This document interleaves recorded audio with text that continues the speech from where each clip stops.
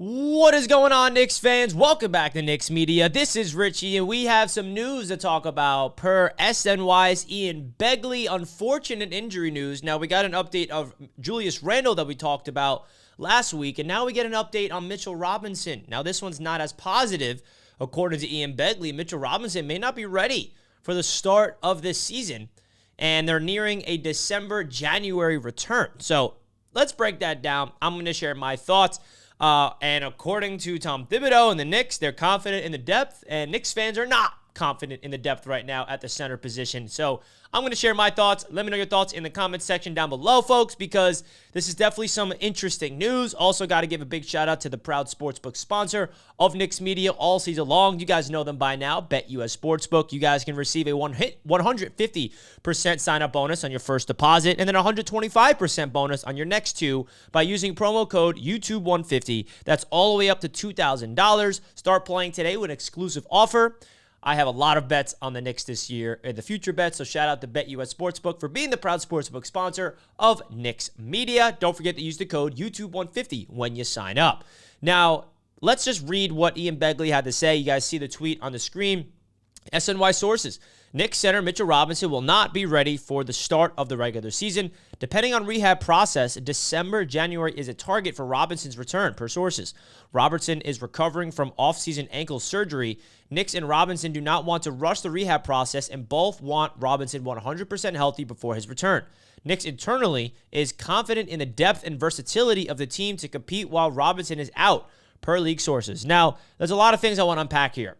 The first thing I want to say is I'd rather the Knicks take this approach than rush him back and get re-injured. Because let's be honest with ourselves, Knicks fans, what's the goal this year? It's the playoffs and making a deep run of the playoffs and championship, okay? The regular season time of us, being trying to make the playoffs feels like it's in the past. Like, I have a lot of confidence that this Knicks basketball team make the playoffs, especially after what we did last year. So I'd rather them be safe here. Don't rush Mitch back just for the home opener, just for, the first, part of the season if he's more in risk of injury. Now, in a perfect world, he's fully healthy right now and he's ready to go. He can play all season, but that's not the case. Mitchell Robinson is a very pivotal piece to this Knicks team. And I actually do have to agree where I think that there is some versatility and some depth on this Knicks roster that can give the Knicks some hope of winning without Mitchell Robinson in the lineup.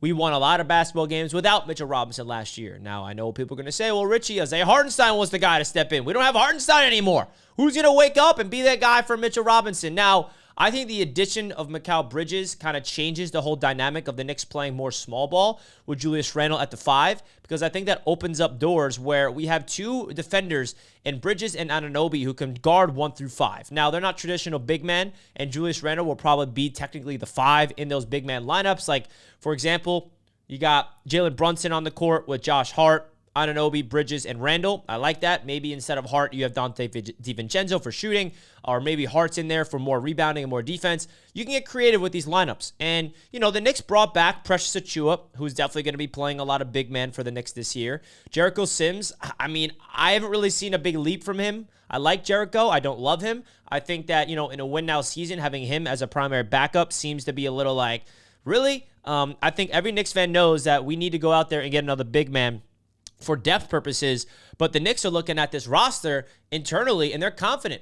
And the best thing about this is Robinson needs to come back in January, and he needs to stay healthy for January, February, March, April, May, and hopefully into June, which means the Knicks are in the NBA Finals, right? So I think that we have to realize as Knicks fans, like, October and December basketball is not as important as in the back end of the season, right? We saw even like struggles from some players and the Knicks struggles early on in the season last year. And then all of a sudden we brought in OG on January 1st. And then all of a sudden the Knicks are just like dominating the NBA in January in the new league year.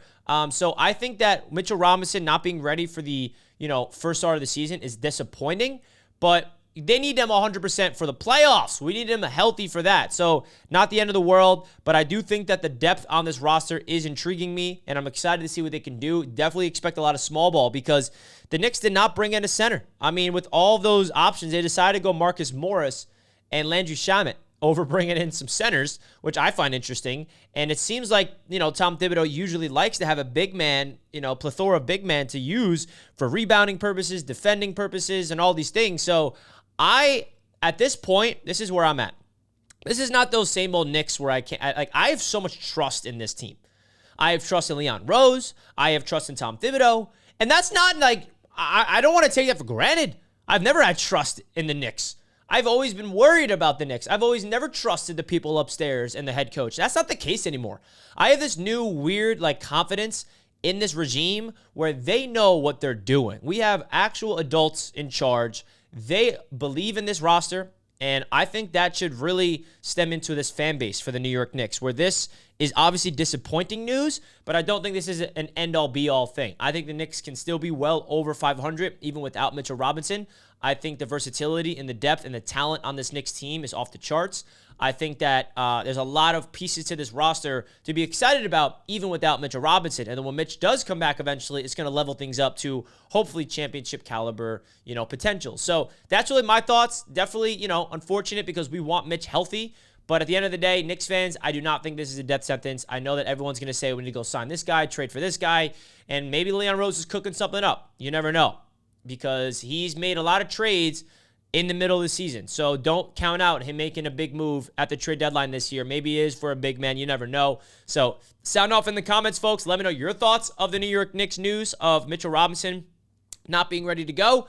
Let me know in the comments, of course. Don't forget to like the video. Another shout out to BetUS Sportsbook for powering today's show. Receive your 150% bonus on your first deposit, $125 in your next two, up to $2,000 by using promo code YouTube150. Shout out to BetUS and shout out to Knicks fans. Knicks basketball is right around the corner. Let's go. Peace out, folks. I'll see you next time. Peace.